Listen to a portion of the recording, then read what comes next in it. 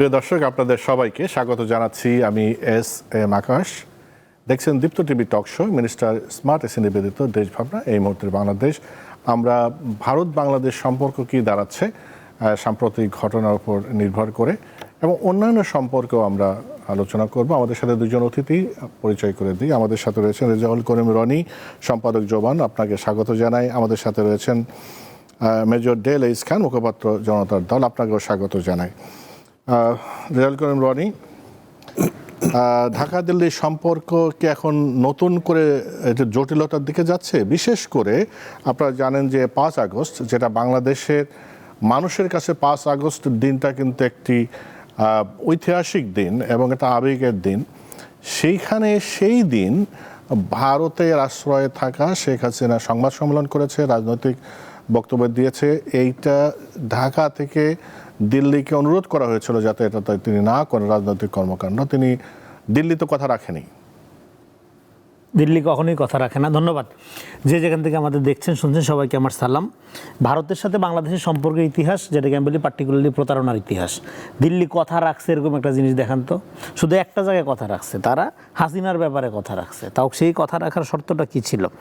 শর্ত ছিল এখানে বাংলাদেশকে উজাড় করে, বাংলাদেশকে ফতুর করে ভারতের হাতে সমর্পণ, অর্থনৈতিকভাবে, সাংস্কৃতিকভাবে, সিকিউরিটির দিক থেকে, সমস্ত দিক থেকে ভারতের একটা আপনার আজ্ঞাবহ স্টেট হিসাবে, ভারতের একটা পুরা মানে কি বলবো, যে এখানে একটা স্যাটেলাইট স্টেট হিসাবে গড়ে তোলার জন্য আপনার হাসিনা সাথে তাদের যে সম্পর্ক, শুধু সেই ক্ষেত্র ছাড়া বাংলাদেশের ব্যাপারে ভারত আর কোথাও কোনো কথা রাখে নাই। এখন এখানে গণ অভ্যুত্থানের পরে যেটা হয়েছে, শুধু এখানে হাসিনার পরাজয় হয়েছে তা তো না, এটা আমরা বহুবার আলাপ করছি। ভারতের যে বাংলাদেশে তার পররাষ্ট্রনীতি, সেটারও তো পরাজয় হয়েছে। কারণ তার পরাজয়ের মূল কারণটা হলো এখানে তার পররাষ্ট্রনীতির মধ্যে বাংলাদেশ ছিল না, বাংলাদেশের মানুষ ছিল না, ছিল আওয়ামী লীগ। পৃথিবীর কোন দেশ যারা স্মার্ট পররাষ্ট্রনীতি করে, পৃথিবীর কোন দেশ আপনি একদম দেখান আমাকে যে তারা একটা দেশ বাদ দিয়ে, স্টেট বাদ দিয়ে একটা পার্টির সাথে সম্পর্ক করে? সেটা ভারত করছে। ফলে তার পরিণতি যা হওয়ার তাই হয়েছে। এখন এই পরিণতিকে বাইপাস করার জন্য তারা নানা রকম বয়ানের আশ্রয় নিচ্ছিল।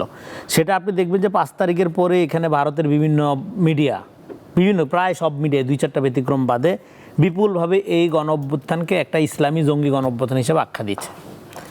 বাংলাদেশে হিন্দু কমিউনিটির উপর অত্যাচার হচ্ছে, বাড়ি ঘরে আগুন জ্বলতেছে, রাস্তাঘাট একটা ভয়াবহ অবস্থা, এরকম একটা বয়ান তারা কিন্তু কন্টিনিউ লাইভ প্রচার করতেছিল ইন্ডিয়ার, এবং $1 মিলিয়ন একটা প্রোপাগান্ডা ইন্ডাস্ট্রি তারা গড়ে তুলছিল বাংলাদেশের ব্যাপারে। এখন এই বয়ানটা কোনোভাবেই এখানে তারা মার্কেটিং করতে পারেনি, কারণ বাই দিস টাইম এই গণ অভ্যুত্থানের পরপরই দেশি বিদেশি মিডিয়া বিপুলভাবে বাংলাদেশে হাজির ছিল, যারা বিশেষ করে আপনি তখন ওই সময় এত বেশি বিদেশি গণমাধ্যম, সাংবাদিকদের সাথে আমরা কথা বলতাম, বিদেশি মিডিয়াতে আমরা ইন্টারভিউ দিতাম, যেটা এর আগে কখনো এত ব্যাপকভাবে দেখা যায়নি, যে এত বিদেশি মিডিয়া বাংলাদেশে তখন আপনার কাজ করতেছিল এখান থেকে। ফলে ইন্ডিয়ার ওই একতরফা প্রোপাগান্ডাটা এখানে সফল হয়নি, কারণ এখান থেকে ফার্স্ট হ্যান্ড এক্সপিরিয়েন্স সাংবাদিকরা এখানে ছিল, তারা নিউজগুলো দিচ্ছিল। তো সেইটা যেহেতু ব্যর্থ হইলো, ব্যর্থ হওয়ার পরে তারা দেখলো যে এইভাবে তো হচ্ছে না, এবং শেখ হাসিনাকে ভারতে নিয়ে যাওয়ার পেছনে তাদের যে উদ্দেশ্য ছিল, সেটা কিন্তু আওয়ামী লীগের রাজনীতিকে প্রোটেক্ট করা না। তাদের উদ্দেশ্য হইল শেখ হাসিনাকে ভারতের কৌশলগত একটা টুলস আকারে ব্যবহার করা। সেটা তারা চেষ্টা করে যাচ্ছে, এবং সেই চেষ্টার অংশ হিসাবে তারা এই আপনার 5 তারিখে যেটা বললেন যে শেখ হাসিনাকে দিয়ে একটা প্রেস কনফারেন্স করাইছে। এটা কারা করছে? দিল্লিতে কর্মরত বিদেশি মিডিয়ার যারা সাংবাদিক, তাদের অর্গানাইজেশন করছে। করার পরে ঢাকা খুবই কড়া ভাষায় বিবৃতি দিচ্ছে। তার জবাবে আবার দিল্লি বলছে যে এটার সাথে সরকারের কোনো সম্পর্ক নেই। এই কথাটা তো একটা ডাহা মিথ্যা কথা। সরকার যদি না চায়, সেখানে আওয়ামী লীগের কোনো কর্মকাণ্ড হইতে পারে না, শেখ হাসিনার কোনো কর্মকাণ্ড হইতে পারে না। হ্যাঁ, ডেফিনেটলি এখানে চালাকি আছে। যে অর্গানাইজেশনের মাধ্যমে এই জিনিসটা অর্গানাইজড হয়েছে, সেটা তো কোনো সরকারি কিছু না, সেটা একটা বেসরকারি বলে, ঠিক আছে। বাট এরকম একটা কনভিক্টেড আসামি ওইখানে কথা বলবে কি বলবে না, রাজনৈতিক কর্মকাণ্ড চালাবে কি চালাবে না, সেটা ভারত সরকারের সিদ্ধান্ত ছাড়া কোনোভাবেই সম্ভব না। এটা গেলো একটা দিক। ফলে ভারত বাংলাদেশ সম্পর্কের ক্ষেত্রে আপনার প্রশ্নের সরাসরি উত্তর হলো শেখ হাসিনা একটা গলার কাটা। এদিকে গণ অভ্যুত্থান হয়ে গেছে, গণ অভ্যুত্থানের পরে আপনার বিগত 18 মাস যেভাবেই গেছে, যাই হোক নানা টানা পুরাণের মধ্যে দিয়ে গেছে। এখন একটা নির্বাচিত সরকার এবং প্রতিবেশী দেশ, একটা ওয়ার্কিং রিলেশন তো লাগবেই। সেই ওয়ার্কিং রিলেশন তৈরি করার ক্ষেত্রে শেখ হাসিনা একটা বড় বার্ডেন আকারে হাজির হয়েছে। এখন এই বার্ডেনটা তারা কিভাবে ডাম্পিং করবে সেইটার তারা চেষ্টা নানাভাবে তারা করতেছে। তারই একটা প্রক্রিয়া আকারে শেখ হাসিনা এখানে ফেরত দেওয়ার, এটা ভারতের দিক থেকে শেখ হাসিনাকে ফেরত দেওয়া দরকার, জরুরি। কেন জরুরি? কারণ না হলে সম্পর্ক আগাচ্ছে না। কিন্তু বাংলাদেশও ফেরত চায়, বাংলাদেশ ফেরত চায়, এখানে গণদাবি আছে হাসিনাকে ফেরত দেয় না, বিচারের কাঠগড়ায় দাঁড় করানো। ফলে যেহেতু ভারতও তাকে রাখতে চায় না, আবার বাংলাদেশ সরকারও চাপ দিচ্ছে। 2013 সালে যে বন্দি বিনিময় আপনার ওই যে আপনি বলছেন যে ভারত রাখতে চায় না, এরকম কোনো তো আলামত দেখা যাচ্ছে না। অবশ্যই রাখতে চায় না, আলামত পরিষ্কার। না হলে শেখ হাসিনা আসতে চায় বাংলাদেশে, এই কথা বলার জন্য ভারত এত আয়োজন করে অ্যালাউ করতো না। এখানে তো আপনার আসতে মানে আপনার আসতে, কারণ এখানে আওয়াজ তারা, আরেকটা হলো এখানে আসার প্রক্রিয়ার আওয়াজটার মধ্য দিয়ে তারা এক ঢিলে 3-4টা পাখি শিকার করতে চাচ্ছে। এক নাম্বার হলো কেন ভারতের, মানে আমি বলতেছি কেন, আমার কথার মানে স্পষ্ট আপনার পজিশন হইলো আমার, আপনি ভারত বাংলাদেশ সম্পর্ক তো একটা লাগবে, ওয়ার্কিং রিলেশন তো লাগবে। তো হাসিনা কনভিক্টেড আসামি, তাকে রেখে সম্পর্ক আপনি কিভাবে করবেন? আপনি যখনই সম্পর্কের কথা বলবেন, বাংলাদেশ কি বলে, ইন্টিরিয়ার মামুন কি বলছে, এই সরকার কি বলতেছে যে হাসিনার ব্যাপারে কথা বললো, তাইলে হাসিনা একটা ফাড়া, হাসিনার ব্যাপারটা সলভ না করে কোনো কিছু তো আগানো যাচ্ছে না। আবার শেষ করে সেখানে হাসিনা 2 দিন পর পর সম্মেলন করবে, 2 দিন পর পর উস্কানি দিবে, আবার আওয়ামী লীগের লোকজন এখানে আপনার একটা ফলস আপনার আশাবাদী হয়ে উঠবে, ওইটা রাস্তাঘাটে নামবে, তারপরে আবার এদেরকে ধরপাকড় হবে, মামলা মোকদ্দমা হবে। পুরো অস্থিতিশীলতার তো পরিবেশ তৈরি করার একটা টুলস আকারে আপনি হাসিনাকে ব্যবহার করবেন, রেখে দিবেন, আবার সম্পর্কের কথা বলবেন, এটা তো হয় না। 1 নাম্বার। 2 নাম্বার হলো আপনার এখানে শেখ হাসিনাকে তারা, আওয়ামী লীগের লোকজন হাসিনার ব্যাপারে রায় দিয়ে দিছে, তারা হাসিনাকে চায় না, হাসিনা তাদের সাথেও প্রতারণা করছে। যদি চাইতো 5,000 লোক হইলেও সেই দিন 5 তারিখে 24-এর 5 তারিখে গণভবনের সামনে দাঁড়াইতো, রক্ষা করে, একটা লোকও দাঁড়ায়নি। ফলে আওয়ামী লীগের লোকজনই হাসিনাকে তালাক দিয়ে দিছে, বর্জন করে দিছে। ফলে সেইখানে এখন হাসিনাকে তারা জাস্ট একটা তাদের পররাষ্ট্রনীতির ব্যর্থতা ঢাকার জন্য নানাভাবে ব্যবহার করছে। 1-2টা লাইন, 1-2টা অ্যাঙ্গেল থেকে এইভাবে আপনি দেখতে পারেন। প্রথমত, তারা আসলেই হাসিনাকে রাখতে পারছে না যেহেতু, ফলে হাসিনা নিজের থেকে বলুক আমি ফিরতে চাই, ফেরার পরে এখানকার রিপারকেশন কেমন হয় সেটা দেখতে চাচ্ছে। আর 2 নাম্বার হলো যে যেহেতু আওয়ামী লীগের রাজনীতির ব্যাপারে এখানে একটা জাতীয় ঐক্য আছে, সেই ঐক্যটা আসলে কতখানি শক্তিশালী সেটাকে টেস্ট করার জন্য মাঝে মাঝে ধরনের আওয়াজ দেওয়ার চেষ্টা করা। ঠিক আছে, আমরা মেজর ডেল এইস খান, আপনি বিষয়টা কিভাবে দেখেন? বিশেষ করে যখন স্বরাষ্ট্রমন্ত্রী সম্প্রতি বলেছেন যে আপনারা হাসিনা কার্ড খেলবেন আবার বন্ধুত্বও চাইবেন, দুটো তো বিপরীত অবস্থান। কিন্তু সেই ভারত এই যে হাসিনা কার্ড খেলা, তাদের যে বক্তব্য যে আমরা তো সরকার এটাকে এন্ডোর্স করে না, আমরা সরকার একমত নয়, মানে এটা সরকার জন্য একদম এত ইনোসেন্ট মনে হচ্ছে, ভারতের মতো ইনোসেন্ট বক্তব্য যেটা। ধন্যবাদ সহ-আলোচক রনি ভাইকে ধন্যবাদ, এবং আমাদের আজকের আয়োজনের যে দর্শকরা আছেন তাদেরকেও ধন্যবাদ জানাচ্ছি। দেখেন, ভারতের হেজেমনি যে ব্যাপারটা আছে বা আধিপত্যবাদ যে ব্যাপারটা আছে, এই ব্যাপারটা এখন বাংলাদেশের আপামর জনসাধারণের কাছে অত্যন্ত স্পষ্ট এবং উন্মোচিত। এটা 5ই আগস্টের একটা ব্লেসিং আমাদের জন্য, যে এর পরে এই জিনিসটা আমাদের কাছে একদম খোলাসা হয়ে গিয়েছে। এখন রাজনৈতিকভাবে ভারত অবশ্যই তার স্বার্থ দেখবে, কারণ আন্তর্জাতিক রাজনীতিতে কোনো স্থায়ী বন্ধু অথবা স্থায়ী শত্রু বলে কিছু নাই। এখানে আছে হচ্ছে যার যার দেশের স্থায়ী স্বার্থের খেলা। বাংলাদেশের ক্ষেত্রে ভারতের যে প্রজেক্টটা ছিল, সেই প্রজেক্টটা তো খুব স্পষ্ট। আমি এর আগে বহুবার বলেছি যে ভারতের বাংলাদেশের কাছে প্রত্যাশা খুব সিম্পল, সেটা হচ্ছে 7 সিস্টার্স যে এলাকাটা আছে, এই এলাকাটা খুব চিকন একটা লাইন দ্বারা সংযুক্ত, শিলিগুড়ি করিডোর দ্বারা সংযুক্ত। সুতরাং এই জায়গাটাতে পৌঁছানোর জন্য তাদের বাংলাদেশের ভেতর দিয়ে যাতায়াতের রাস্তা দরকার। সুতরাং বাংলাদেশ তাদের কাছে একটা ফ্রি ট্রানজিট স্টেশন হিসেবে পরিগণিত, এবং এই অ্যাডভান্টেজটা তারা সবসময় নিতে চায়। কিন্তু সমস্যাটা যেটা হয়ে গেছে যে ওরা এই জিনিসটাকে 1971 সালের আমাদের স্বাধীনতার পর থেকে জিনিসটা গ্যারান্টেড ধরে নিছিল যে বাংলাদেশে সবসময়ই তাদের অনুকূল একটা সরকার থাকবে, এবং শেখ হাসিনা যেরকম প্রোগ্রামতে বললেন যে যা দিয়েছি তা কখনো ভুলতে পারবে না, এই ধরনের সরকার তারা সবসময় চাইতো, এবং সেটা তারা এনশিওর করার চেষ্টা করেছে। এখন ওদের হেজেমনির যে স্বরূপটা আছে এটা তো খুব সিম্পল, নাম্বার ওয়ান যেটা, সেটা হচ্ছে আমাদের নদীগুলোর উপরে বাঁধ দিয়ে দিচ্ছে। সুতরাং এই নদীগুলোর উপরে বাঁধ যে দিয়ে দিচ্ছে, একটাও তো বাঁধ সে ভাঙে নাই। ইউরোপে তো এখন বাঁধ ভাঙার সময় চলছে, আমরা শুনতে পাই। এই নদীকে যে ফ্রি ছেড়ে দিবে এই ইচ্ছা বা সদিচ্ছা তার নাই। তো এটা একটা বড় সমস্যা, কারণ বাংলাদেশের মানুষ অন্তত এইটুক বুঝে এই নদীগুলোর উপরে যদি বাদ দেওয়া হয় তাহলে এটা আমাদের অস্তিত্বের সংকট। এখন আপনি যদি আমার অস্তিত্বের সংকটের কারণ হন, আপনার সাথে ফ্রেন্ডশিপ কীভাবে করবো আমি? This is number one. Number two হচ্ছে কিছু ভিজিবল এলিমেন্টস আছে যেটা ভারত উপেক্ষা করতে পারে না। পৃথিবীতে একমাত্র বাংলাদেশ ভারত সীমান্ত হচ্ছে সেই সীমান্ত, যেই সীমান্তে সীমান্তরক্ষী বাহিনীকে, বিএসএফকে পরিষ্কার অর্ডার দেওয়া আছে শুট অ্যাট সাইট। মানে বাংলাদেশে কেউ সীমান্ত অতিক্রমের চেষ্টা করুক, সে গরু চুরির জন্য করুক, আর ভুল করে করুক, আর গরু হারায় গেছে বলে আনতে করুক, তাকে শ্যুট করার এখতিয়ার তাকে দেওয়া আছে। সেই নীলকররা যখন বাংলাদেশে ব্যবসা করত, তখন ব্রিটিশরা একটা আইন করছিল যে নীলের ব্যবসায় যদি কেউ হাত দেওয়ার চেষ্টা করে, অথবা নীলকর বাবুকে যদি কেউ ক্ষতি করার চেষ্টা করে, তাকে রক্ষার জন্য 7টা বাঙালি কিলিং অথরাইজ। সেখান থেকে প্রবাদটা আসছে 7 খুন মাপ। ঠিক আছে, তারা আইন করে দিছিল। তো একই রকমভাবে এই সীমান্তে, ভারত বাংলাদেশ সীমান্তে বিএসএফকে এই ট্রিগার হ্যাপিনেসের একটা সুযোগ দেওয়া হয়েছে, একদম জেমস বন্ডের মতো। মানে আপনাকে কেউ জিজ্ঞেস করবেন, আপনি মেরে ফেলবেন। আজ পর্যন্ত কোনো বিচার হয় নাই তো। 1200-র উপরে লোক মারছে তারা, যেটা ওয়ার্ল্ড হত্যা করছে আজকে লালমনিরহাটে। তো এইটার কোনো বিচার হয় না, এটা একটা জিনিস। তো এটা তো বাংলাদেশের মানুষ দেখতে পায়। বাংলাদেশের মানুষ যখন দেখতে পায়, বাংলাদেশের মানুষের এই মুহূর্তে প্রধানমন্ত্রীকে তারেক রহমান, তাকেও এটা দেখতে হয়, তাই না? তাহলে একদিকে নদীর বাঁধ, সামনে গঙ্গা চুক্তি যেটা আছে এটা রিনিউ করার কথা ডিসেম্বরে, সীমান্তে এখনও মানুষ মারতেছেন আপনি, এবং সীমান্তে পুশিং করতেছেন পরিকল্পিতভাবে। আর হচ্ছে ধরেন পরিকল্পিত রাজনীতিতে হস্তক্ষেপ। 1971 সালের দেশটা স্বাধীন হওয়ার পর থেকে প্রত্যেকটা বড় ঘটনার পিছনে ভারতের হস্তক্ষেপ, ইন্ধন সব আছে। এই যে শান্তি বাহিনী তৈরি করলো, ট্রেনিং দিল, টাকা দিল, অস্ত্র দিল, তারপর কতদিন লাগলো আমাদের এটা থেকে বের হয়ে আসতে? 1975 সালে শেখ মুজিবুর রহমান মারা গেলেন। মারা যাওয়ার সাথে সাথে কাদের সিদ্দিকী কোথায় গেলেন? ইন্ডিয়াতে গেলেন। 1990 সাল পর্যন্ত ইন্ডিয়াতে ছিলেন উনি, এবং প্রথম 2 বছরে প্রায় 3000 লোক মারছে উনি, বাংলাদেশি। মানে এই দেশের লোক ইন্ডিয়াতে গেছে, হেডকোয়ার্টার বানাইছে, বাংলাদেশের আর্মির বিরুদ্ধে যুদ্ধ করছে। ইটস জিয়াউর রহমান।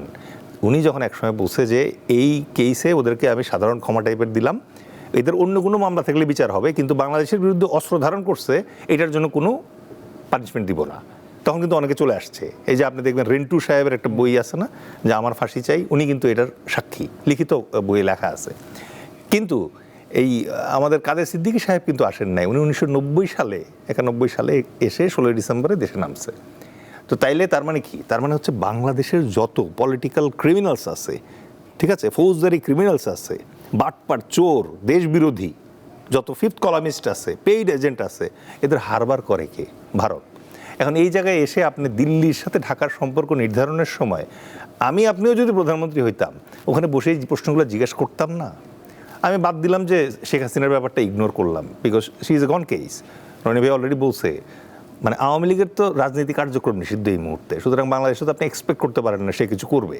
ভাই তো যেটা আশা করতেছেন যে 5000 লোক গিয়ে দাঁড়াবে, ওটাও দাঁড়াতে পারতো না, পুলিশ ধরে নিয়ে চলে যেত। তার মানে তার অবশিষ্ট আছে হচ্ছে একমাত্র মাঝে মাঝে শেখ হাসিনা আওয়াজ দেয়। এখন উনি আওয়াজ দেয় না এআই আওয়াজ দেয়, এটা নিয়েও কিন্তু এটা নিয়ে এখন কনফিউশন আছে, কারণ ওনার চেহারা দেখা যাইতেছে না।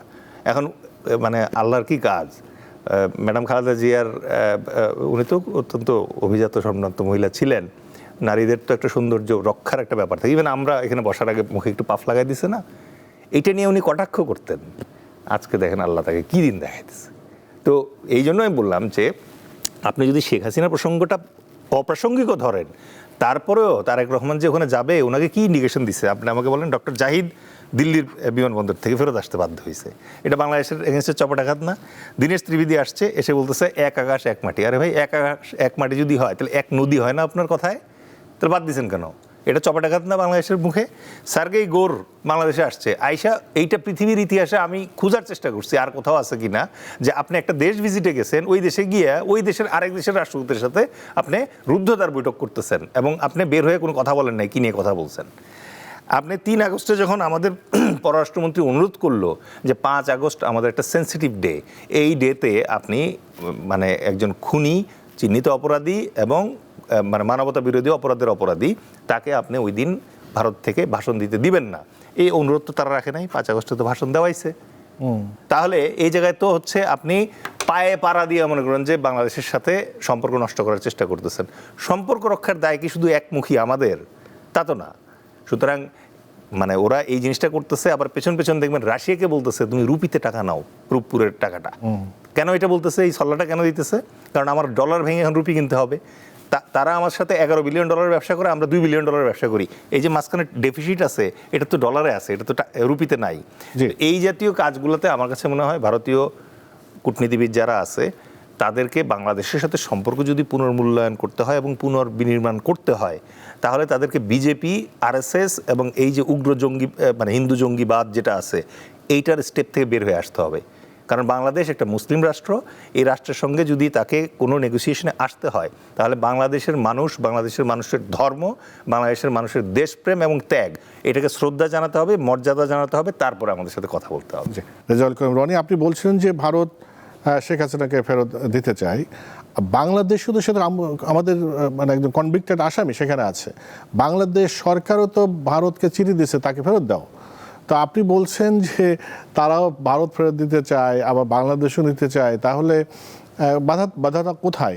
দিয়ে দিক একটা কথা। কিন্তু আমি যেটা দেখি সেটা আপনি দেখেন কিনা বা আপনি বিশ্লেষণ করতে পারবেন, বাংলাদেশের ধরেন প্রধানমন্ত্রীর যে কূটনৈতিক উপদেষ্টা, সচিব না কিন্তু কূটনৈতিক উপদেষ্টা, প্রধানমন্ত্রী যিনি পক্ষ হয়ে বলল 5 আগস্টে আপনারা শেখ হাসিনাকে এই সব রাজনৈতিক বক্তব্য দিতে দিয়েন না, তার মানে দিল্লিকে এটা গুরুত্ব দেওয়া দরকার ছিল। এটা মানে বাংলাদেশ সরকারের অবস্থান, সেটা গুরুত্ব না দিয়ে, বাংলাদেশের জনগণকে গুরুত্ব না দিয়ে, সরকারকে গুরুত্ব না দিয়ে শেখ হাসিনাকে গুরুত্ব দিল।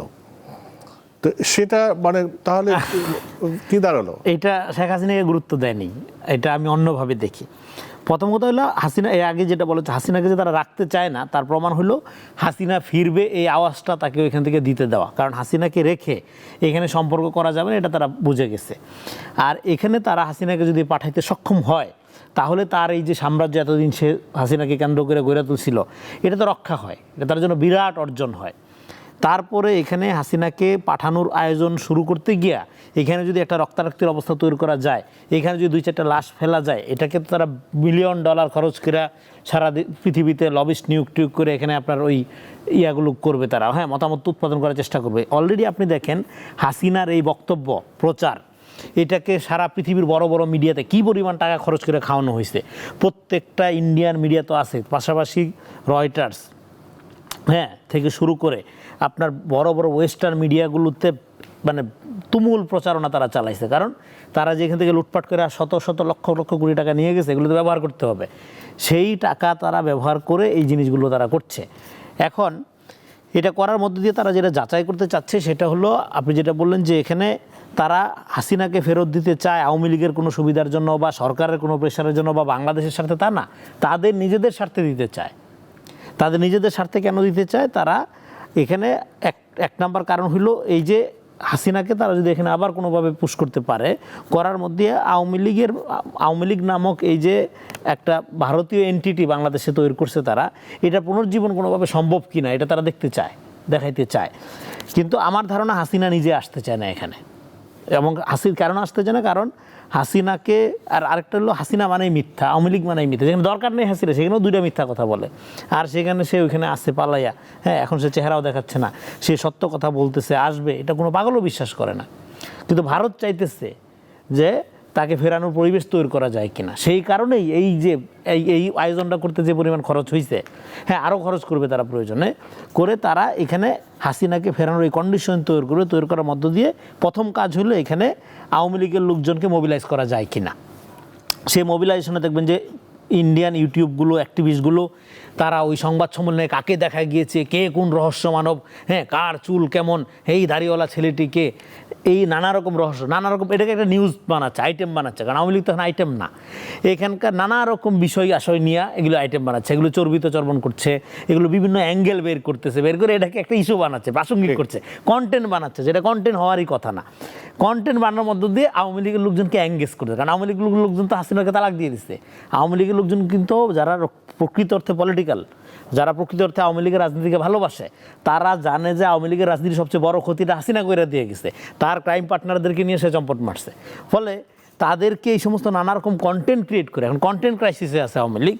এই জন্য এই সংবাদ সম্মেলনটা হইলো যে বেসিক্যালি কন্টেন্ট জোগানোর জন্য। আপনি কারণ আমার এই কথা সত্য কেন, এই সংবাদ সম্মেলনের পরের কাভারেজের ধরনগুলো দেখবেন, হ্যাঁ, বিভিন্ন ক্যারেক্টার ধরে ধরে আলাপ করতেছে, হ্যাঁ, কুজা ভেনু কি, মেনু কি, হাসিনা, হ্যাঁ, এইটা কত আগের বক্তব্য, এবং এটা এখন বের হচ্ছে যে এটা আসলে হাসিনা তো নাই, মারা গেছে, এআই জেনারেটেড বক্তব্য কিনা, এটা নিয়ে অনেকগুলো স্টোরি আমি দেখলাম অলরেডি। ফলে এটা কিন্তু প্রাসঙ্গিক থাকা একটু প্রাসঙ্গিক রাখা যে আপনাকে কিন্তু আবার আরো কত প্রশ্ন শেষ করি। আলোচনা করতে হবে। এটা পয়েন্টটা হলো, এটা ক্ষতিটা কি হবে? ক্ষতিটা হলো প্রথমত এখানে যারা আওয়ামী লীগের সমর্থক, ভোট দেওয়ার মধ্য দিয়ে তারা পোস্ট আওয়ামী একটা এরাতে চলে গেছে। আওয়ামী লীগের সমর্থক ভোট দিছে, আওয়ামী লীগ ছাড়া অন্যান্য মার্কাগুলো তারা ভোট দিছে। এখন তারা যাতে আরামে থাকতে না পারে, কারণ তার কার্যক্রম নিষিদ্ধ, ফলে তাদেরকে উস্কাইয়া, হ্যাঁ, রাষ্ট্রবিরোধী সরকার বিরোধী কার্যক্রমের মধ্যে আনা, তারপরে জেল জুলুমের মধ্যে হোক, মারামারির মধ্যে পড়ুক, হাসিনা আসলে লাশ চায়। সে যদি 2টা লাশও ফেলতে পারে, দেখবেন তোরাগ নিয়ে কী কাহিনী ঘটলো, তারা 2টা লাশও যদি ফেলতে পারে, তাহলে এটা $1 মিলিয়ন তারা ইনভেস্ট করে, হ্যাঁ, বিভিন্ন লবিস্ট নিয়োগ করে দেখাবে যে কত বড় মানবাধিকার লঙ্ঘন হচ্ছে। এসে তারা আরও কন্টেন্ট ক্রিয়েট করবে, আরও প্রাসঙ্গিক হওয়ার চেষ্টা করবে। ফলে এখানে আমাদের যেটা বুঝতে হবে, এই যে ট্রাইবাল যে রাজনীতিটা, এই রাজনীতির বাইরে বাংলাদেশ বের হয়ে গেছে। আর কখনো এরকম একটা গণহত্যা প্রবণ, একটা ফ্যাসিস্ট মধ্যযুগীয় রাজনীতিতে বাংলাদেশ প্রবেশ করবে না। এখন আওয়ামী লীগ এখানে অপ্রাসঙ্গিক হওয়ার সবচেয়ে বড় তরিকাটা হলো, আওয়ামী লীগের রাজনীতি করতে চাইবে কি চাইবে না সেটা না, সেটা হলো আমরা কি কোন ধরনের রাজনীতি এখানে জনগণের জন্য প্রডিউস করব। এখানে যদি একটা ডেমোক্রেটিক ধারা তৈরি হয়, এমনিতে আওয়ামী লীগের সমর্থকরাই আওয়ামী লীগকে রিলেভেন্ট ঘোষণা করবে। আমি মেজর ডেলিস খান, আপনি যেটা রেজাউল করিম রনি বলছেন যে শেখ হাসিনাকে আসলে ভারত এখানে পাঠাতে চাই, মানে তার স্বার্থে, আপনি কি এই বক্তব্যের সাথে একমত, বা আপনার কোনো আলাদা বিশ্লেষণ আছে? আমার বিশ্লেষণ হচ্ছে যে শেখ হাসিনা কিন্তু ডিসেম্বরে দেশে ফিরবেন এটা বলে একটা রাজনৈতিক ঝুঁকি নিয়েছেন। ঠিক আছে, আমি রনি ভাইয়ের সাথে একটা জায়গায় একমত, কন্টেন্টের অভাব, সেই জন্য এখন শেষ নর্তকী হিসেবে মানে লাস্ট ড্যান্সটা দিচ্ছেন শেখ হাসিনা নিজে। বাট ধরেন ডিসেম্বরে উনি আসতে চাইছেন, যদি আসেন তাহলে লিগ্যাল প্রসিডিংস কনসিকুয়েন্স হবে, তার বিরুদ্ধে আইনি ব্যবস্থা নেওয়া হবে। তিনি অলরেডি মানে ফাঁসির দণ্ডপ্রাপ্ত, তার মানে তার তো আর আসলে পলিটিক্স করার কোনো স্পেস দেখতেছি না আমি। This is number 1। নাম্বার 2 হচ্ছে যদি আসতে না পারেন 16 ডিসেম্বরে অথবা ডিসেম্বর মাসে, তাহলে কি হবে? তাহলে হচ্ছে এই যে বাংলাদেশে আওয়ামী লীগ ধর্মের যে মুরিদরা আছে তারা মানে দারুণভাবে হতাশ হবে, এবং আওয়ামী লীগের সেই সকল আশাবাদী নেতৃবৃন্দ যারা এখনও নাক মুখ গুজায় অপেক্ষায় আছে, তারা লিডারশিপের উপরে আস্থা হারাবে।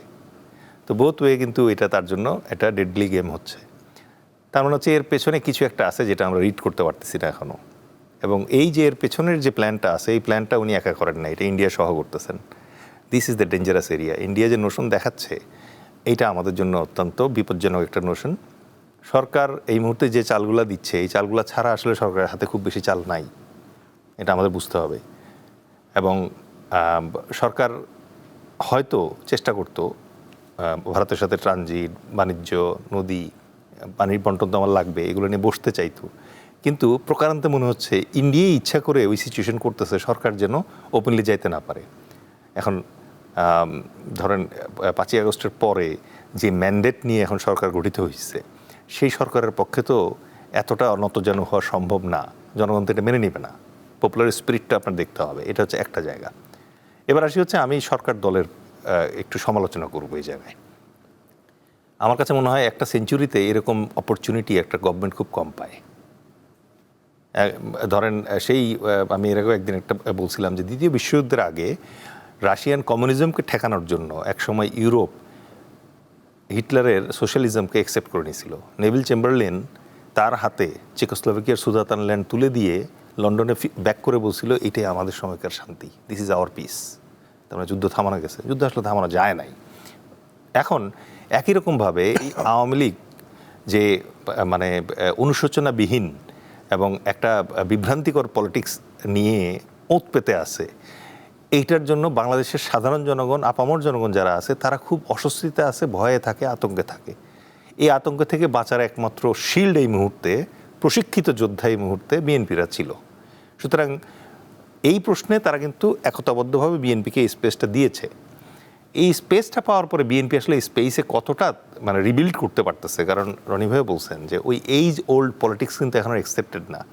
নতুন দুইটা জেনারেশন ইন হয়েছে, জেন আলফা জেন জি এরা ইন হয়েছে, এদের মাইন্ড রিড করতে হবে এবং পলিটিক্যাল প্যাটার্নে চেঞ্জ আনতে হবে। আমি অফকোর্স আই এম শিওর, কারণ আমাদের মাননীয় প্রধানমন্ত্রীর স্পেশালি রাজনৈতিক উপদেষ্টা মণ্ডলী যারা আছে তারা তো ভেরি ভার্সাটাইল, অনেক জায়গা থেকে নিচ্ছেন উনি, এবং আমি আশা করি যে তারা এই যে নতুন প্রজন্মের যে রাজনৈতিক চাহিদা সেটা তার কাছে ইন্টারপ্রেট করবেন, কারণ উপদেষ্টাদের কাজই হচ্ছে সেইটা। যদি সেইটা না হয় তাহলে কিন্তু আমরা আবার বিপদে পড়ব। এখন ধরেন অনেকেই আমাকে মানে সমালোচনা দেখতে পাই যে দলীয় পদায়ন হচ্ছে, এটা আমেরিকাতে হয়, এটা নিয়ে আপনি খুব একটা আপত্তি জানায় পারবেন না। বাট আমেরিকার সুবিধা যেটা হচ্ছে মার্কো রুবিওর জায়গায় পরের বার যিনি আসবেন, যে দলেরই আসুক, তিনি ওই রকম ক্যাপাসিটি। রাইট। আমাদের ক্ষেত্রে ইনিশিয়ালি হয়তো আমাদের কাছে মনে হচ্ছে যে না, এই লোকগুলার কোয়ালিফিকেশন ওভাবে মূল্যায়ন হয় নাই। যেমন ধরেন দুদকের প্রধান এবং কমিশনারকে নেওয়া হবে, এই জন্য কিন্তু উন্মুক্তভাবে সিভি চাওয়া হয়েছে, অনেকে সিভি জমা দিচ্ছে, এর ভিতরে এখন একটা ইভ্যালুয়েশন প্রসেস হয়ে রিক্রুটিংটা হবে। বাট অন্যান্য অনেক সরকারি প্রতিষ্ঠানের ক্ষেত্রে কিন্তু গায়েবী হয়ে যাচ্ছে, and it's okay, political party এটা করতেই পারে, আমার এটা নিয়ে আপত্তি নাই। কিন্তু এই জায়গাটায় যদি আমাদের মাননীয় প্রধানমন্ত্রী আরেকটু স্ক্রিনিং করেন যে ঠিক আছে দলীয় বিবেচনাই দিবেন কিন্তু মেরিটোক্রেসিটাকে এনশিওর করে দিয়েন, তাহলে কি হবে, আমাদের প্রতিষ্ঠানগুলো শক্তিশালী হবে। আর আমাদের প্রতিষ্ঠানগুলো যদি শক্তিশালী, বিএনপি কিন্তু তাদের ম্যানিফেস্টোতে সবসময় বলছে যে তারা মেরিটোক্রেসিকে দিবে। আপনার কাছে আবার আসবো, আমি আরেকটা বিষয় দিকে যাই, সেটা হলো ব্রিক্স সম্মেলন, রেজাল্ট রনি, সেটা 12-13 সেপ্টেম্বর দিল্লিতে হবে।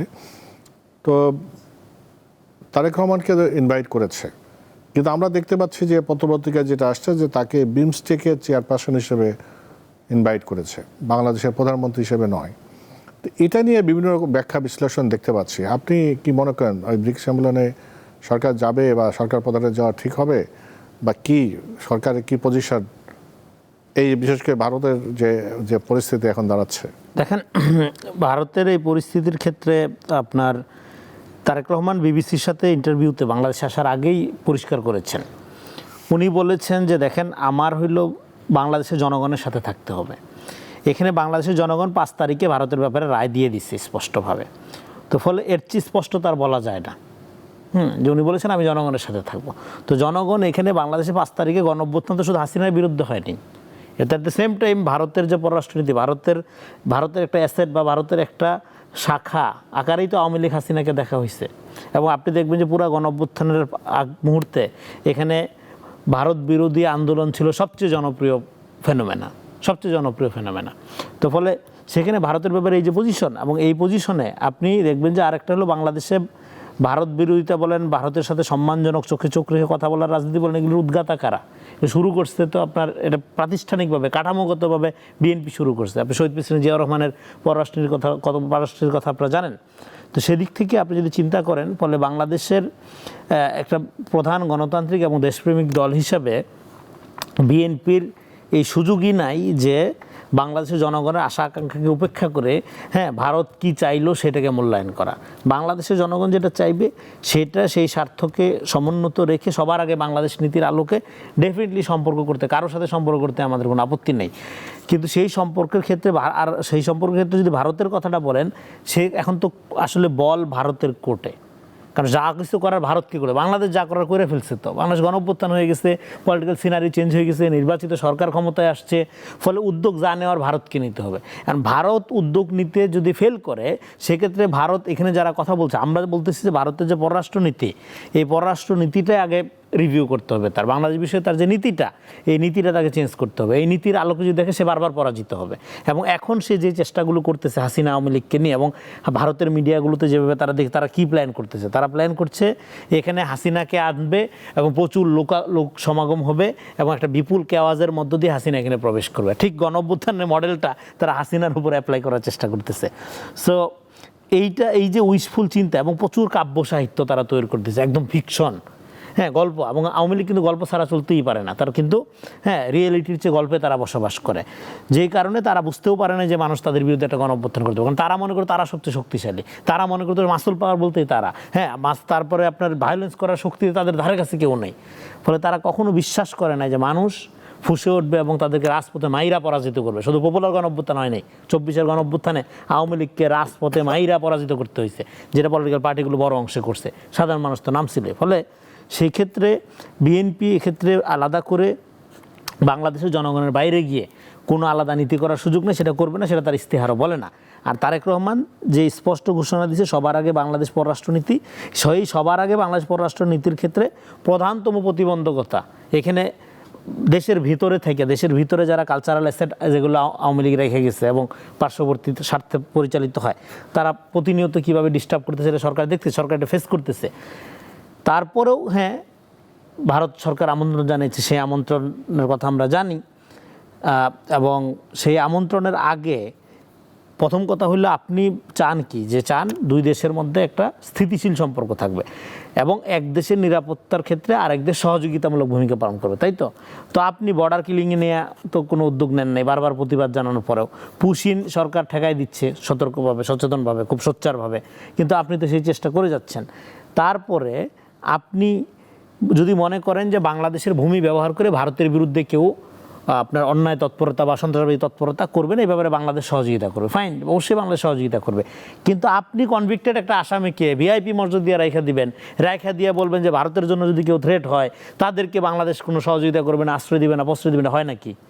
ফলে বাংলাদেশ চাইলেও তো আপনাকে সহযোগিতা করতে পারতেছে না। ফলে আবারও ঘুরে ফিরে ওই জায়গায় আসতেছে, হাসিনা প্রশ্নের শুরু হওয়ার আগ পর্যন্ত ভারত বাংলাদেশের সাথে সম্পর্ক নিয়ে আগানোর কোনো স্কোপ তো তারেক রহমানের সামনে নাই, রাখা হয় নাই। এখন এই যে সম্মেলনটা হবে, এই সম্মেলনটা তো শুধু ভারতের সম্মেলন না, সেই সম্মেলনটা আরও অন্যান্য দেশ আছে। সেই সম্মেলনের আপনার ধরেন যে একজন আমন্ত্রিত মেহমান হিসাবে যাওয়ার ব্যাপারে সরকার এখনও সিদ্ধান্ত নেয় নাই। তবে সরকার ভারতের ব্যাপারে সিদ্ধান্ত মোটামুটি পরিষ্কার। জনগণ যতক্ষণ পর্যন্ত ভারতের ব্যাপারে না চাইবে যে সম্পর্ক এই লেভেলে আগাক, ততক্ষণ পর্যন্ত সরকার আসলে আগানোর সম্পর্ক সম্ভব না এবং সুযোগও নেই কোনো। অনেক ধন্যবাদ। জিএলএস খান, ওই ব্রিক্স সম্মেলন এটা তো সামনে, যেহেতু এই এখন ভারতের সাথে এখন যে নতুন করে যে জটিলতার দিকে যাচ্ছে বা টানাপোড়েন তৈরি হলো, যেটা সেটার প্রেক্ষাপটে এই যে ব্রিক্স সম্মেলন যাওয়া না যাওয়া, এখন সরকার তো এটা নিয়ে চিন্তা ভাবনায় আছে। ধন্যবাদ। আমার মনে হয় ব্রিক্স অফকোর্স একটা ধরেন বিশাল রিজিওনাল কোঅপারেশনের একটা মানে স্পেস, এবং বাস্তবতা হচ্ছে বাংলাদেশ আসলে স্পেসে এখনই কি খুব ভালো ব্যাটিং করার জন্য রেডি হচ্ছে তা না। সো বাংলাদেশ ওখান থেকে আমার মনে হয় যে বাংলাদেশের প্রেজেন্সটা ব্রিক্সের পুরা যে ইয়েটা আছে, স্পেকট্রামটা আছে, ওই স্পেকট্রামের ভেতরে আমার মনে হয় যে বাংলাদেশ এখনও অতটা শক্তিশালী স্পেস ক্রিয়েট করতে পারেনি যে সেখানে সে পলিসিটাকে নাড়াইতে পারবে। সুতরাং বাংলাদেশ অ্যাকচুয়ালি ওখানে যাবে ওই যে হাজিরা দিতে যায় যেরকম, ওইভাবেই যাবে। এবং ওই জায়গায় মাননীয় প্রধানমন্ত্রী যাবেন কি যাবেন না, এটা তার goodwill and sweet wish.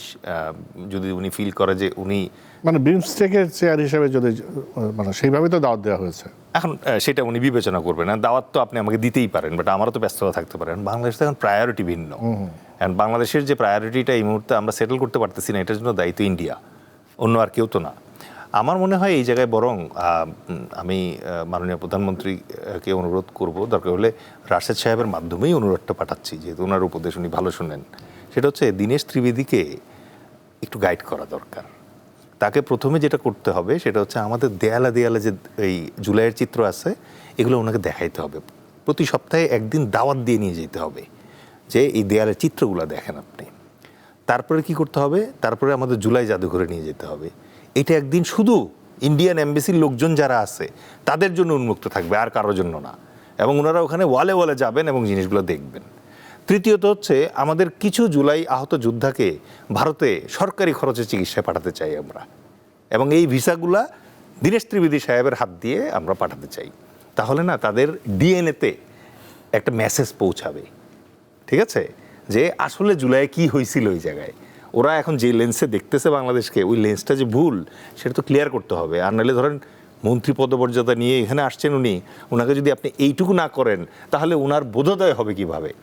Only then উনি ইন্ডিয়াকে কনভিন্স করতে পারবে অথবা ট্রু মেসেজটা দিতে পারবে। কারণ মাঝখান দিয়ে তো অন্য দেয়ালটা ভেঙে গেছে।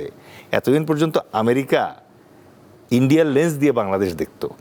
সেই সের্গেই গোর, যিনি শুধুমাত্র ভারতে আমেরিকার রাষ্ট্রদূত নন, একই সাথে দক্ষিণ এশিয়া বিষয়ক বিশেষ দূত, এই প্রথম তিনি কিন্তু ওই চেয়ার ছেড়ে ঢাকায় আসলেন এবং সচক্ষে দেখলেন যে কি ঘটনা ঘটতেছে এখানে। তার মানে কি হলো? তার মানে হচ্ছে ভারতের যে লেন্সটা এতদিন ধরে তারা ট্রাস্ট করতো, এটা এখন ট্রাস্ট করতেছে না। ভারতও যখন দেখলো যে মাননীয় প্রধানমন্ত্রী মালয়েশিয়া হইয়া চীনে প্রথম চলে গেলেন, গণচীনে ভিজিট করতে চলে গেলেন, সঙ্গে সঙ্গে ভারত কিন্তু আমেরিকায় দ্রুত মেসেজ পাঠাইছে যে চলে গেল কিন্তু বাংলাদেশ চীনের কোলে। ঠিক আছে, এই জন্যই দ্রুত দৌড়ে আসা। এবং আপনি লক্ষ্য করে দেখেন সের্গেই গৌর এবার আইসা ওই আকসা নিয়ে কোনো কথা বলে নাই, জেসিমিও নিয়ে কোনো কথা বলে নাই। মানে সামরিক নিরাপত্তা চুক্তি যেগুলো আছে এগুলো নিয়ে মুখ বন্ধ, এখন এটা নিয়ে কথা বলার দরকারই নাই। এখন তারা কি নিয়ে কথা বলতেছে তুমি যদি আমার কাছ থেকে তুলা কেনো, তাহলে ওই তুলা দিয়ে যদি তুমি গার্মেন্টস বানাও, শার্ট বানাও, প্যান্ট বানাও, টি শার্ট বানাও, টাই বানাও, তাহলে আমি তোমাকে 0 ট্যারিফে এটা আমার দেশে বিক্রি করতে দিব। ঠিক আছে, সো টেবিল হ্যাজ শিফটেড। এই শিফটিং টেবিলের ভেতরে এসে আমার মনে হয় বাংলাদেশ সরকার বা বাংলাদেশের জনগণের অবশ্যই ভারতের প্রতি একটা জিনিস এখানে কিন্তু খুব পরিষ্কারভাবে আমরা বলতে চাই, আমাদের জনতার দলের পক্ষ থেকে এটা আমরা সবসময় বলি, আমরা কিন্তু ভারতের বিরোধী না, আমরা কিন্তু ভারতের জনগণের বিরোধী না, আমরা ভারতের আধিপত্যবাদের বিরোধী। এই আধিপত্যবাদ যদি থামাইতে হয় তাহলে ফার্স্টে দীনেশ ত্রিবেদী সাহেবকে জুলাই জাদুঘর যেটা আছে এটা ভিজিট করাইতে হবে, জুলাই যোদ্ধাদের সাথে তাকে বসাইতে হবে, আহত যোদ্ধাদেরকে দেখতে পাঠাইতে হবে, যারা মারা গেছে তাদের কবরগুলো দেখাইতে হবে। Only then Indian lens will change. আপনার কথা শুনতে শুনতে ওটাই মনে হচ্ছিল যে আপনি যতই ওষুধ দেন, যায় তারা কি দেখে নাই 5 আগস্ট? দেখেন এখানে গণঅভ্যুত্থানের এই গণঅভ্যুত্থান না, শুধু বিগত 15 বছর শুধু না, 1/11-এর এই কুশীলভ থেকে শুরু করে আপনি কোয়ালিশন ইয়ার বইটা যদি আপনি পড়েন, হ্যাঁ, আপনার ওই প্রণব মুখার্জির এই পুরা প্লটটাই তো ভারতের তৈরি করা। ফলে এখানে তো আপনার নতুন করে এটা প্রণব মুখার্জি নিজে, ভারতের সাবেক রাষ্ট্রপতি, নিজে লিখছে। তো এখানে 15 বছরে যে পরিমাণ অত্যাচার, গুম, খুন হয়েছে এবং এই জুলাই গণহত্যার এই পুরা রেকর্ডটা 1400-র উপর হত্যাকাণ্ডের রেকর্ড তো জাতিসংঘ নিজে করছে। এটা তো আর ধরেন ইন্টারিম সরকারকে নিয়ে ইন্ডিয়ার পজিশন কি আমরা জানি, তো সেটা জাতিসংঘের এই প্রতিবেদন তো আর অস্বীকার করা, সারা দুনিয়া জানে। সেখানে ভারত যে জানে না তারা সবই তারা জানে, কিন্তু আমি যেটা বলছি ভারতের যে পলিসি, সেই পলিসিটা চেঞ্জ করা আমরা চেঞ্জ করতে পারবো না। কারণ ভারত মনে করে তারা, আপনি বিজেপির যে আপনার গুরুত্বপূর্ণ থিঙ্ক ট্যাঙ্ক, মানে গুরুত্বপূর্ণ নেতা রাম মাধবের বই হিন্দুত্ববাদ প্যারাডাইম, তারা আপনি আরএসএস বা হিন্দু জঙ্গিবাদ, এটা আপনি জঙ্গিবাদ বলতেছেন, তারা এটাকে মনে করছে তারা এটা প্যারাডাইম, এটা একটা সিভিলাইজেশনাল প্রজেক্ট, সারা দুনিয়াতে তারা এটা ছড়াবে। আপনি দেখেন কানাডার সাথে কয়দিন আগে কি ঘটনা ঘটলো, হ্যাঁ, তারা ওইখানে গুপ্ত হত্যা চালাচ্ছে। ফলে আজকে হিন্দুত্ববাদী ইডিওলজিটা এটা গ্লোবাল থ্রেট, এটা গ্লোবাল ডেমোক্রেসির জন্য থ্রেট। এটা আপনি সাউথ এশিয়াতে আছে, বাংলাদেশ খারাপ, ভালো কথা, সাউথ এশিয়ার কোন দেশের সাথে ভারতের সম্পর্ক ভালো আছে? ফলে ইন্ডিয়ার পুরা পররাষ্ট্রনীতির যে ডিক্লাইন, আচ্ছা আপনি দেখেন আপনার ইরান ইসরায়েল যুদ্ধ, এই যুদ্ধ থামানোর জন্য কাকে যাইতে হইলো? পাকিস্তানকে ডিল করতে। আপনি এই ক্ষোভে ভারতের টিভিগুলোতে আপনি দেখবেন যে তাদের কূটনীতিকরা, বিশ্লেষকরা চেয়ার ছুঁড়া মারতেছে, কারণ তার তো কূটনৈতিক ইন্ডেক্সে ভারতের আপনার এই মোদি আমলে যে ডিক্লাইন গ্লোবালি, শুধু বাংলাদেশের ক্ষেত্রে না, সাউথ এশিয়ার ক্ষেত্রে না, গ্লোবালি যে ডিক্লাইন, ওইতে কখনো ভারতের এরকম একটা বাজে অবস্থা ছিল না। তো যাই হোক, সব মিলে আপনি যদি মনে করেন যে ভারত এগুলো জানে না বা করে জানে, কিন্তু তারা মনে করে তাদের এই যে রাম মাধবীয় চশমা, যে হিন্দুত্ববাদী প্যারাডাইম, এটার মধ্য দিয়ে তারা এইভাবে মনে করে যে তারা এই পশ্চিমবঙ্গে যেভাবে বিজেপিকে ক্ষমতায় নিয়ে আসছে, তারপরে আসামে তারা যেভাবে আপনার কন্ট্রোল নিচ্ছে, এর মধ্য দিয়ে তারা বাংলাদেশকে এইভাবে সবসময় একটা অস্থির এবং ডিভাইডেড রেখে তারা দেখাইতে চায় যে এটা সবসময় এটা ভারত মুখাপেক্ষী একটা দেশ আকারে থেকে যাবে। ওরা মসজিদ থেকে মাইক খুলে নিচ্ছে এখন। হ্যাঁ, তো আপনার এটা তো হবে না, এটা তো হয় না এখন। আর পৃথিবীতে এখন আর ওইভাবে শাসন করা যায় না, এটা মাল্টিপোলার ওয়ার্ল্ড, সেখানে একক মোরালগিরি আর চলে না। আরেকটা হলো যে এখানে চায়না, আমেরিকা, হ্যাঁ, রাশিয়ান, এই যে আপনার জিওপলিটিক্যাল ডিভিশনগুলো ছিল, এগুলো এখন আর ওয়ার্ক করে না। আপনার at the same time China আমেরিকার শত্রুতা আমরা সবাই জানি যে পরম শত্রু তারা, কিন্তু পাকিস্তানের সবচেয়ে বড় বন্ধু, হ্যাঁ, চায়না, বা চায়নার সবচেয়ে বড় বন্ধু হইলো আপনার পাকিস্তান। চায়না কি বলে, যা সাউথ এশিয়াতে পাকিস্তানকে বলে আওয়ার সাউথ এশিয়ান আপনার ইসরায়েলি হ্যান্ডস বলে, হ্যাঁ, তারা এই আমেরিকা ইসরায়েলকে যেরকম মিডল ইস্টে দেখে, চায়না পাকিস্তানকে এরকম দেখে এশিয়াতে। সেখানে পাকিস্তান আমেরিকার হয়ে পুরো ডিল করতেছে না এই মিডল ইস্টে এই ক্রাইসিসে করতেছে তো। এবং আপনার ট্রাম্প নিজে চায়না ভিজিট করলো না, এবং বাণিজ্য এবং অন্যান্য ইস্যুগুলোতে, এবং চাইনিজ কমিউনিটি আমেরিকাতে, হ্যাঁ, one of the biggest dominate community. তো ফলে ওই রকম আর কি আপনার ধরেন যে একদম চায়না বনাম আমেরিকা, চায়না উত্তরে গেলে আমেরিকা দক্ষিণে যাবে, ব্যাপারগুলো এখন আর ওরকম না। হ্যাঁ, এখানে কমন ইন্টারেস্ট আছে। এবং আরেকটা সবচেয়ে বড় গুরুত্বপূর্ণ জায়গা হলো এখানে মিয়ানমার, একটা গৃহযুদ্ধ চলতেছে লম্বা সময় ধরে।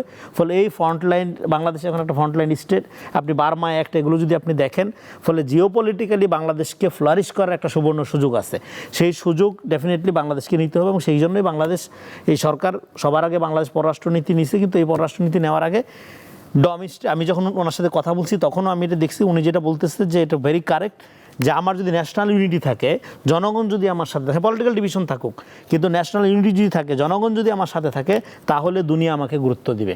জি, আমি এক মিনিটকে সর্বশেষ শেষ করি। যেহেতু আমরা আলাপ করলাম, আমরা এর আগে অনেকবার আলাপ করছি যে বাংলাদেশ তো সবসময় তার প্রতিবেশীর সাথে সুসম্পর্ক চাই মর্যাদার ভিত্তিতে। আগে সেই নতজানুতে এখন ফেরত যাওয়া যাবে না, এবং যে জনগণের ভোটে নির্বাচিত সরকার এই 5 আগস্টের পরে যে স্টেটমেন্ট দিয়েছে সেটা দিয়ে প্রমাণ করছে যে এরা জনগণের পক্ষের সরকার। ভারতকে ওই মানে অত তেল দেওয়ার কোনো সুযোগ নাই আর কি। তো এখন কিন্তু যেহেতু প্রতিবেশী, সেহেতু একটা সম্পর্ক আমাদের তো ওয়ার্কিং রিলেশনশিপ রাখতে হবে। 1 মিনিটে সেটা এখন তাহলে কি করণীয় সরকারের? ধন্যবাদ। যদি ওয়ার্কিং রিলেশনশিপ ভারত বাংলাদেশের ভিতরে এস্টাবলিশ করতে হয়, যেটা অলরেডি আছে বলে আমার ধারণা, বাট এটা নিয়ে খুব বেশি মনে করেন যে উচ্চকিত হওয়ার কোনো সুযোগ নেই।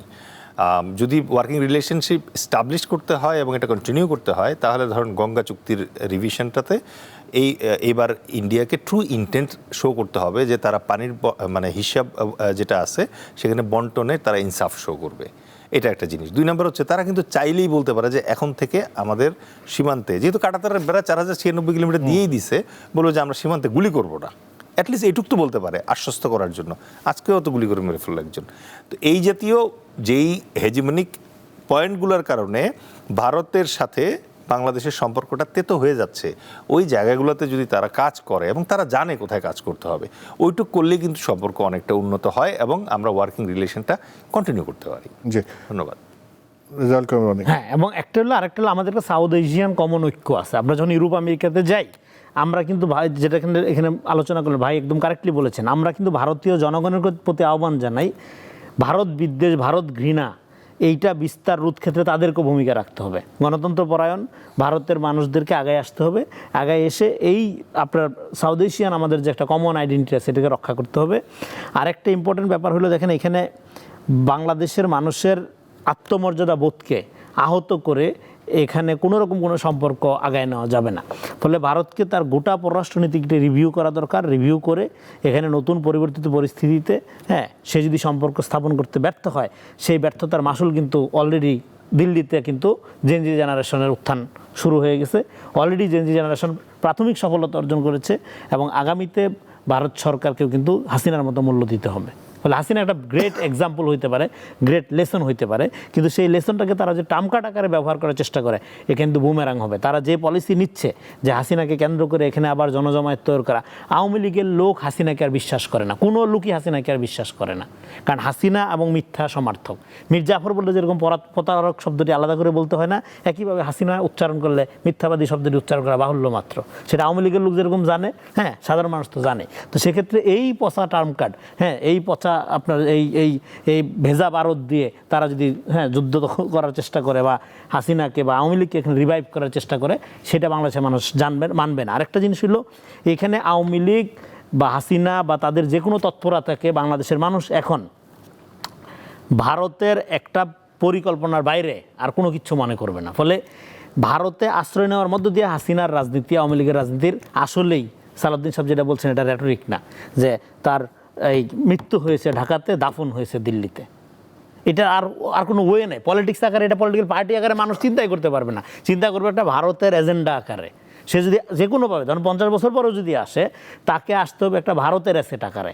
ফলে এই যে কলঙ্ক, এই যে আপনার ডিসঅ্যাডভান্টেজ, এইটা আওয়ামী লীগের রাজনীতির জন্য আপনার এই জেনজি জেনারেশনের যতক্ষণ পর্যন্ত আপনার তাদের একটা পলিটিক্যাল কনসিয়াসনেস আছে, অলমোস্ট ইম্পসিবল।